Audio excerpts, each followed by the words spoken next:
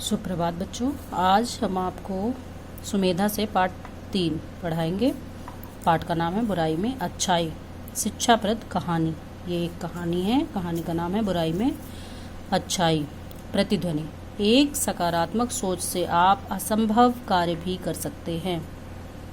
सकारात्मक सोच से असंभव यानी ना होने वाला, जो आप नहीं कर सकते, लेकिन उसको भी सकारात्मक सोच से आप कर सकते हैं।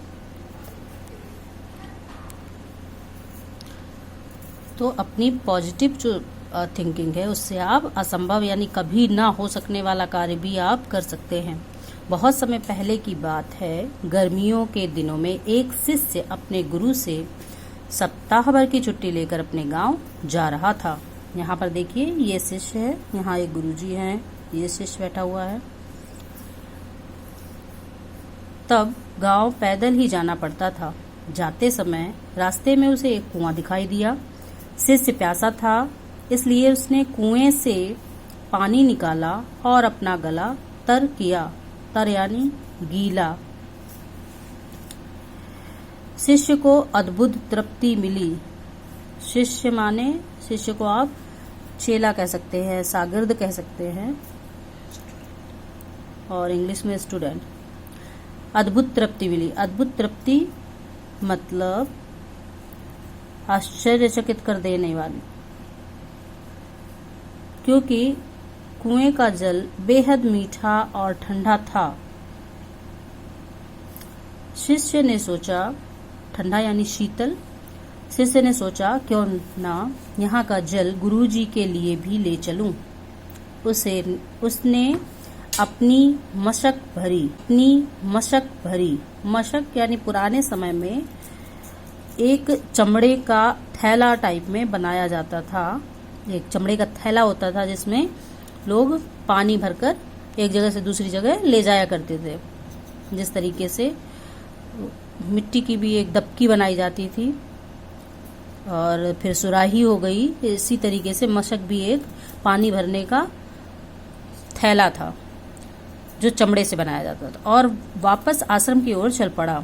वह आश्रम पहुंचा और गुरुजी को सारी बात बताई। गुरुजी ने शिष्य से मशक लेकर जल पिया और संतुष्टि महसूस की।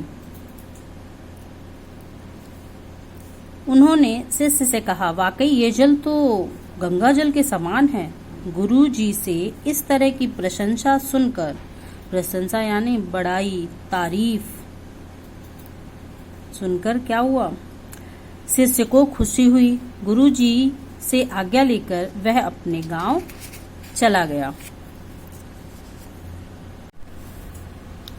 कुछ देर में आश्रम में रहने वाला एक दूसरा शिष्य गुरुजी के पास पहुंचा और उसने भी वह जल पीने की इच्छा जताई। गुरुजी ने मशक शिष्य को दी। शिष्य ने जैसे ही घूंट भरा, उसने पानी बाहर कुल्ला कर दिया। शिष्य बोला, गुरुजी, इस पानी में तो कड़वापन है और ना ही ये शीतल है। शीतल यानी ठंडा नहीं है। आपने व्यर्थ ही उस शिष्य की इतनी प्रशंसा की। गुरुजी बोले, बेटा, मिठास और शीतलता इस जल में नहीं है तो क्या हुआ, इसे लाने वाले के मन में तो है। जब उस शिष्य ने जल पिया होगा तो उसके मन में मेरे लिए प्रेम उमड़ा। यही बात महत्वपूर्ण है। महत्वपूर्ण यानी बेहद जरूरी है।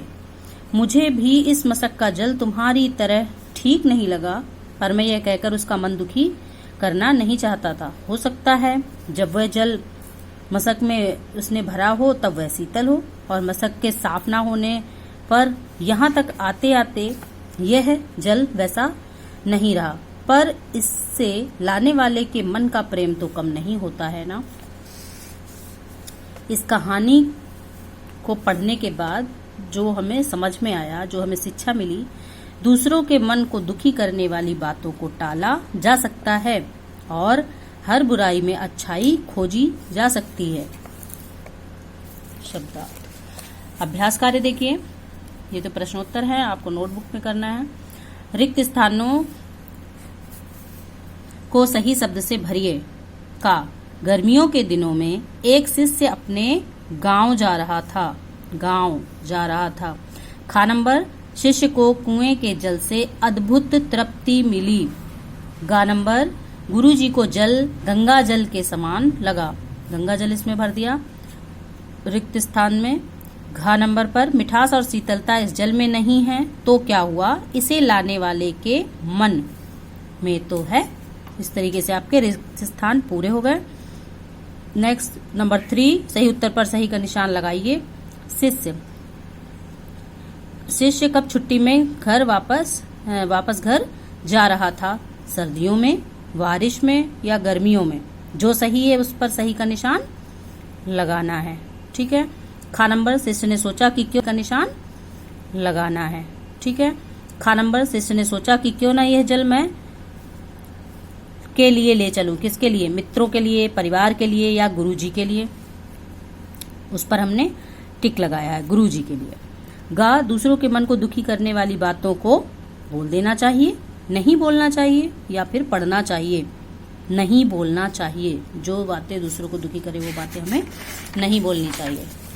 पेज टर्न करेंगे। यहाँ पर ये मैंने गृह कार्य आप लोगों को दिया हुआ है, सोचिए समझिए और कीजिए। आओ गिलहरी का चित्र बनाएं। इसमें आपको चित्र बनाना है, देखना है और चित्र इस वाले खाने में आपको चौकोर जो खाना बना है इसमें बनाना है। ठीक है। मौखिक उच्चारण, अद्भुत, संतुष्टि, आश्रम, प्रशंसा, शीतलता, शिष्य। सोचकर प्रश्नों के उत्तर बताइए। का, शिष्य कुएं का जल लेकर वापस आश्रम क्यों गया, इसलिए कि वह गुरुजी को ठंडा और मीठा जल पिलाना चाहता था। खा, जल कड़वा होने पर भी गुरुजी ने शिष्य की निंदा क्यों नहीं की, इसीलिए कि वे शिष्य का दिल दुखाना नहीं चाहते थे। आओ वार्तालाप करें। इस पाठ से हमें क्या सीख मिलती है बताइए। और क्या आप अपने किसी मित्र को चिढ़ाते हैं, अगर हाँ तो क्यों, क्या यह सही है।